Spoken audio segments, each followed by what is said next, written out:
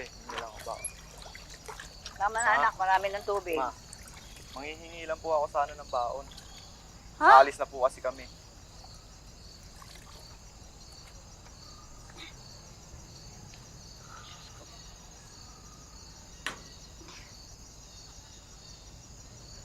Baon na naman. O di ba kabibigay ko lang sa'yo na 100? Kulang pa nga 100, me. May group study po kasi kami.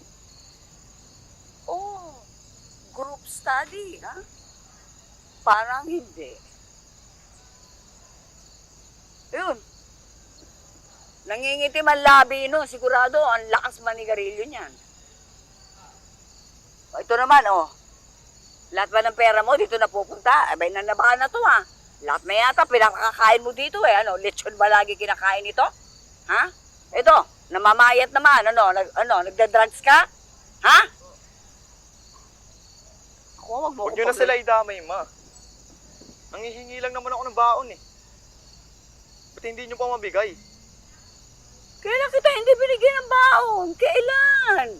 Nagbibigay naman ako sa'yo ng baon. Ang sinasabi ko lang sa'yo, baka mamaya, yung baon na binibigay ko, sa kanila mo pinamimigay, tapos sabihin mo may group study. Yung group study, baka hindi totoo yan, niloloko mo lang ako. Sayang 100, napapagod ako ng kalalaba, nananakit na ang mga balakang ko. Sayang? Kulang pa nga yun, eh. Kaya nga ako nanghihingi kasi ubos na. Ba't hindi nyo mabigay? Pero pag yan nanghihingi, bigay todo, bigay todo. Magkano lang naman ang kailangan ng kapatid mo? Diyos ko naman. 5 piso? Kumpara naman sa baon mo, hindi ko maibibigay. At saka hindi ka ba naging batang katulad niya? Na, mas sobra-sobra pa binigay ko sa iyo bago siya lumabas. Huwag mong pag-initan ng kapatid mong maliit. At ang sabi niya kapatid mo, na talaga daw nagbubulakbol ka lang daw. Di ba sinabi mo sa akin? Oh. Sige, kampihan nyo pa, magkampihan pa kayo.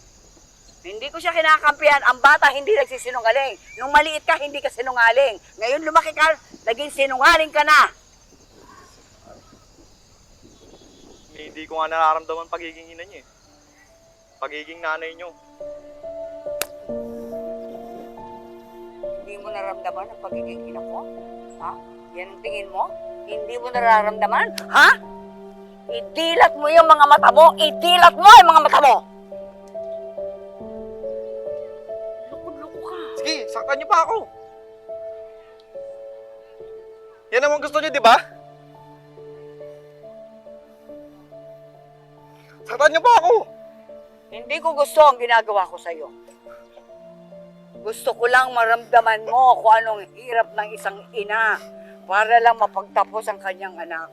Tapos ngayon, sasabihan mo ko na wala akong pagmamahal sa'yo, na hindi kita inaalagaan. Maling-mali ka, anak. Maling-mali ka. Maling-mali ka. Hindi ko nararamdaman pagiging ina nyo. Tama na, sasaktan kita uli. Huwag mo nang sabihin uli yan, hindi totoo yan. Huwag mo nang sabihin uli dyan, tatamaan ka uli sa akin. Pwede ba ako manligaw? Kaya ko naman sarili ko, eh. O ngayon, panliligaw naman ang gusto mo. Yun naman ang hinihingi mong permiso sa akin. Panliligaw. Bakit? Napakalaking bagay ba yun? Malaki ba yung katanggalan sa kalooban mo na manligaw para maging masaya ka? Anong papakain mo? Ma. Yung baon mo 100? Ma, malaki na ako. Alam ko! Kaya ko naman ang sarili ko, eh. Kung kaya mo ang sarili mo, bakit humihingi ka pa sa akin ng baon? Kaya pagkabata, naging sunod-sunuran na lang ako sa inyo. Para akong di motor. Wala na ba akong karapatan na maging masaya? Ha, ma? Ibig mo sabihin, hindi ka masaya sa pamamahay natin bilang isang ina mo at kapatid mo. Paano ako magiging masaya? Eh, mga mabuti ko nga nagagawa, hindi nyo nakikita, eh. Dahil lagi na lang yung attention nyo. Nandyan, paborito nyong anak.